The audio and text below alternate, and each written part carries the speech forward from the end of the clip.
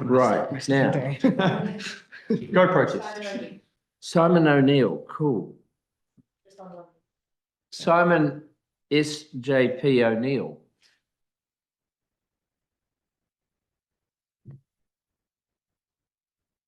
Thank you.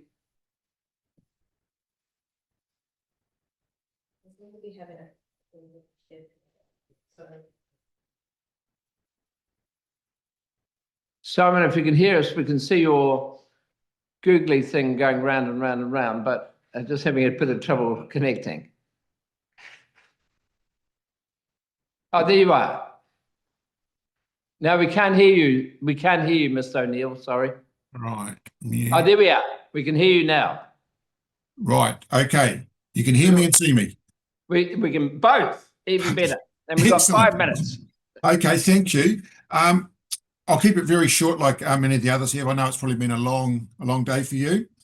I'd just like to say I don't support this bill for a number of reasons. Firstly, having been involved in local government for a number of years and having been on either side of perhaps unpopular or divisive topics, I've had the odd protest outside my gate and that sort of thing. Where I felt I haven't been able to deal with that myself, it's never been a problem, not that it happens a lot. Just making a call to either the council or the police, whether it's an actual a noise issue or something where it's actually targeting privacy or perhaps safety, to get a response from local authorities really, really quickly. Now, I do live semi-rurally in Ruapehu district, so it might be that we have less calls on our resources, therefore they're more responsive. If that's a problem in urban areas, I'm not sure if that's actually a legal issue as opposed to a resourcing one. But my point is, in my direct experience of this, the current laws work, whether you're calling for some sort of intervention because of the noise generated, and often that's what protesters will do, is just make noise to disrupt and at all hours of the night. I'm not a lawyer, but I've spent a lot of time working in public policy and around law. And I think if you were going to proceed with this, it needs to be a lot more precise. We've heard like the previous 3 or 4 speakers talking about the proximity thing, and I take Carl's point about if they're targeting me, they're going to be outside my house. But I think if you're going to look at that, there are other ways of disrupting without being directly outside your front door, and noise is a really effective one. Trust me on that.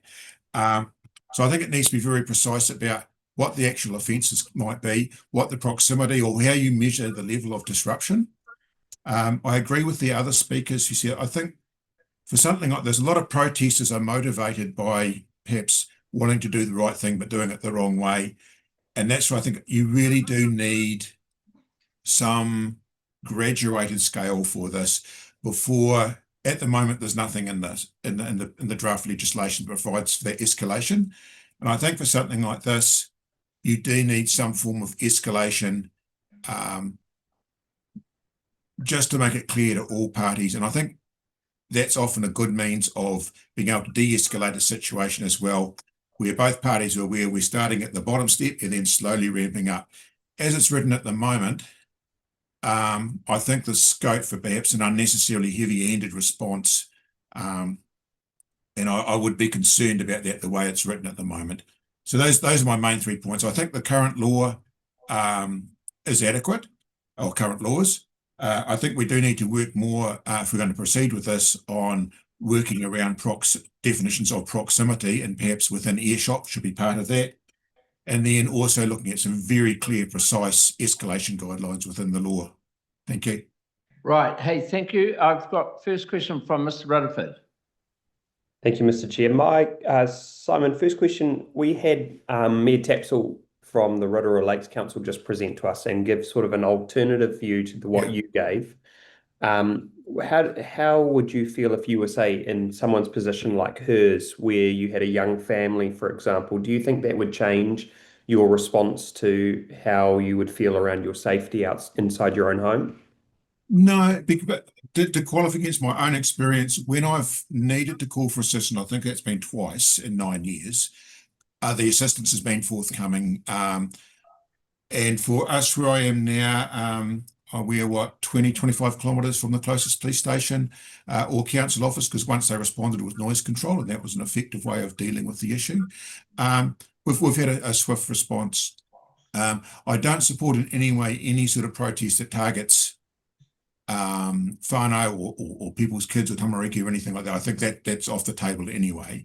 Now, if that's going on, I think there is a legitimate police response that deals with that. So if there's a threat to health or safety, I think current law still covers that. I'm aware of some of the experiences that TAPSL's been through, and I understand your concerns, but I think the current law should be working to address those without needing any more work. What about the recent example we saw at Winston Peters' home, where protesters were outside, they then damaged and vandalised his personal property? How is that acceptable, and how is the current legislation enabling or not preventing that from happening? I'm aware of that particular incident. I haven't looked into it in depth at all. My understanding was that perhaps the vandalism of Mr. Peters' home and the protest weren't directly linked, but that's just my understanding of not, I haven't followed it really closely.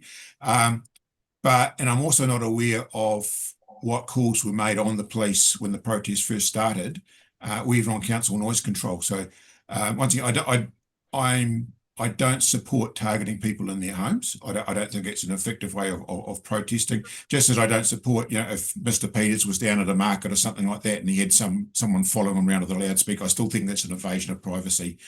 But I think we've still got current laws that deal with that. Yeah. Right, I've got Mr. Bates. Thanks, Chair. Thanks, Simon, for presenting to the Select Committee today, and welcome here virtually from the Ruapehu.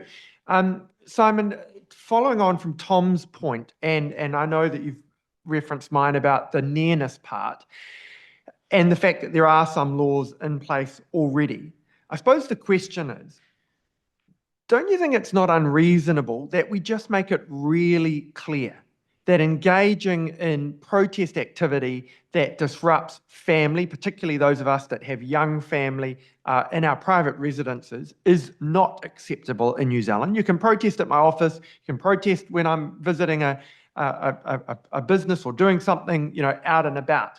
But protesting at our private residences is just not appropriate, and it is not Kiwi. I'd argue that it's probably not a good reflection on us, but it probably is very Kiwi. We tend to go to the source of the problem as we perceive it. I don't agree with that, but I think that if you look at the history of protest in New Zealand, that does happen an awful lot, and it's not driven from the outside. But like I said, I don't support targeting. If I have a problem with you, Carl, I'm going to come and see you in office, drop you an email. You're always welcome to. Yeah. And after the next election, possibly will have to, because I think we fall under your patch. But yeah, I like that thinking. Yeah, careful what you wish for. But yeah, I would never go to your home unless perhaps you'd invited me for something, an offline chat or something. But to stand outside your house or anyone's house or where their kids are. But if we're going to go down that line, I think if we're targeting or we're trying to protect the family, the home environment of anyone, not just our politicians, but anyone who might be targeted, then this is what I mean. I think we need to go back and rethink what we're doing here, because I can't protest outside your house, but I can go down to your kid's school. You see, if we're going to go down this path, I think I can't protest outside your house anymore. Where are you next most vulnerable? Is it when you're dropping your kids off, or when you're in Wellington and your partner's dropping your kids off? So I think I'm dead set against the whole target. Yeah. So I think if we're going to do this, I think we need to step back from it a bit and actually look, I guess, I'm military trained, so look at what the threat is and then how do we deal with it. At the moment, this is in some ways really, really broad, and in other ways it's like super, super narrow. And I think if you brought this in its current format, all you would be doing is deflecting that hazard or that threat somewhere else where you're vulnerable, which I don't. If just running with the intent of what we want to do here. Yep. I think in its current form, it's not going to actually fix what we want to fix. You know what I mean? you put a wall around your house, so they're just going to go to the next, gaps and surfaces is what we used to call it. You've put a surface in, they're going to find the next gap where they can start to get to you and start playing with your mind or your head or your families. So in that, I think this still needs quite a bit of work. Appreciate the provocative thought. Yeah. All right. Thank you, Mr. O'Neill. Been very helpful, and I really enjoyed your presentation. Thank you very much. Right. Cheers. Now,